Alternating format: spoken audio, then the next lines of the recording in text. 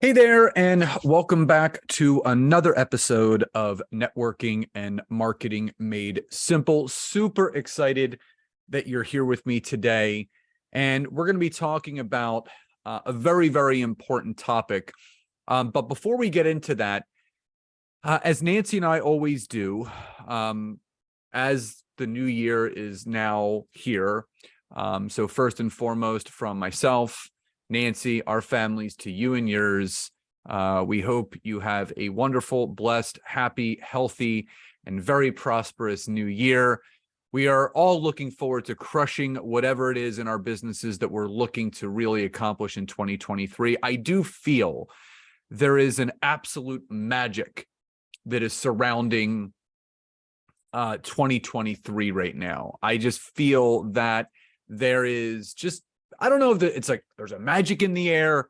There's something about 2023. Now, as we always do, we actually haven't done this for just about a year. Last January of 2022, Nancy and I did a 5-day workshop called the Personal Branding Blueprint. Now, something that Nancy and I have gotten very good at, I would say you can add it to our bag of zones of genius, is helping people build their personal brand online and offline.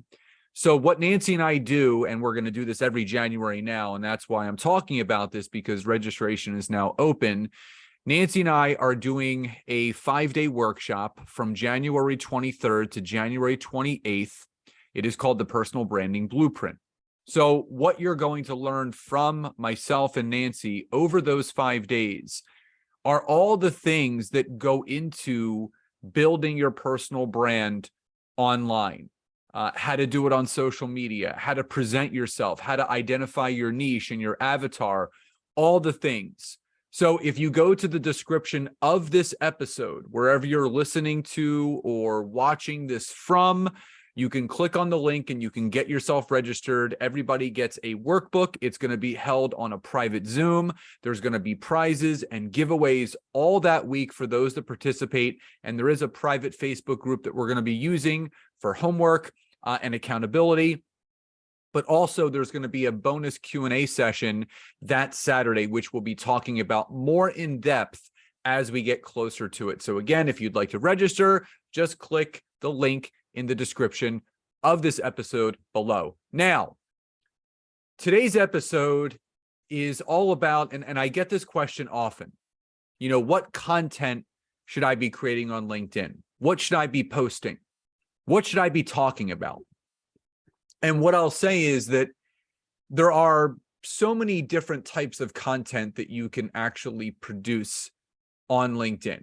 You have posts, you have pictures, you have documents, polls, articles, newsletters, native video, LinkedIn Live, you have LinkedIn audio rooms, so many different things, LinkedIn events. And people always ask me, well, what should I do? There's so many different things that I can create. What should I actually be doing on LinkedIn each week? Now, ideally, and this is in an ideal world, you should look to want to post at least 3 days a week, but up to 5. So I post Monday through Friday, and then I do sometimes 2 bonus posts on Saturday and Sunday if I'm feeling motivated to do so. But absolutely Monday through Friday, you can guarantee that. But for people that are just kind of getting started and they want to learn how to better leverage LinkedIn, I would start with 3 days a week. And depending upon what type of content you want to put out on one specific days, to make it easy, Monday, Wednesday, and Friday. So if I was to really give you the keys of what you should be posting on LinkedIn, I would start with this. The first type of content that you should post on LinkedIn is video content. I don't know how much more or how often or by how many people it needs to be talked about, but video is king. It is one of the best ways, no matter what social media platform you're using, whether you're using Facebook, Instagram, YouTube, LinkedIn, Twitter, TikTok, whatever it is. Video content builds rapport and trust faster than anything else. So if you would commit to doing one video a week on LinkedIn, now that could be a native video or it could be a LinkedIn Live. If you have creator mode turned on, obviously you can access LinkedIn Live and you can do a LinkedIn Live training like I do every Monday and Thursday between 10 and 10:30 a.m. Eastern Standard Time. And if you want to be a part of those, all you have to do is go visit my LinkedIn profile, ring my LinkedIn notification bell so you are notified when I do go live. Now, if you're going to do a LinkedIn Live, optimally, you want to do a 15 to 30-minute training. And I know if you're listening to this, you're like, man, what can I talk about for 15 to 30 minutes? Listen, if you're an educator, if you're an information source, if you want to be seen as the expert in your space, this is something that you're going to easily be able to do, because all you're looking to do is to give 2 or 3 tangible tips, takeaways, how-tos, things that people can apply to their business right away. And that's all you have to do. And if you break it down like this, where you do a 2 to 3 minute intro, a 2 to 3 minute outro, that's 5 minutes right there. And if you're giving 3 tangible tips of what people can learn and then apply to whatever it is that they're looking to learn and apply, and you figure you spend about 3 minutes on each of those tips, that's 9 minutes plus the 5 from the intro and outro. You got a 14-minute video. You've hit that 15-minute threshold right there. Now, some of the videos I do, or the live trainings, are 18 minutes, 21 minutes. I did one a few weeks ago. It ended up being 36 minutes because as you have a lot of people jump on, and I have anywhere between 15 to 30 people on there live with me, so there's a lot of discussions going on in the comment section, it does elongate that live training that much more. Now, if doing a live video is giving you a little bit of anxiety and you're feeling a little bit overwhelmed, what I would suggest is start with a native video. Now, a native video means you pre-record it either through Zoom, Loom, or even your phone, and then you upload it directly to the LinkedIn platform itself. Now, if you're going to go that route, I would recommend a 2 to 4 minute video is the ideal length of time to be able to educate and inform the viewer enough where they're going to learn something, they're going to digest that information, and then they are able to then apply it to whatever it is they're looking to apply in their specific business. So again, video content is number 1. You can do a LinkedIn Live, 15 to 30 minutes, or you can do a native pre-recorded video, 2 to 4 minutes. Now, the second piece of content that you want to create, it's honestly one of my favorite pieces of content, but there's a lot of people that there's 2 different camps. There's people that love this type of content, and there's people that hate this type of content. And that's LinkedIn polls. Now, what I can tell you is that there, in my opinion, of all the types of content that you can create on LinkedIn, my honest feeling is there is no better form of market research that can be done on LinkedIn than doing a LinkedIn poll. And here's why. LinkedIn polls is your opportunity to ask your target audience, your existing network, areas of struggle, pain points, holes, gaps in their business, things that they're looking to improve, because this is giving you 2 things. It's giving you a look into what your network is actually struggling with, A, and B, it's providing you that market research data where you can then take that information and create additional content from it. So here's an example. I could do a LinkedIn poll anytime where I say, what is your biggest area of struggle in using and leveraging LinkedIn? Number 1, creating content. Number 2, prospecting. Number 3, closing sales. 4, other, comment below.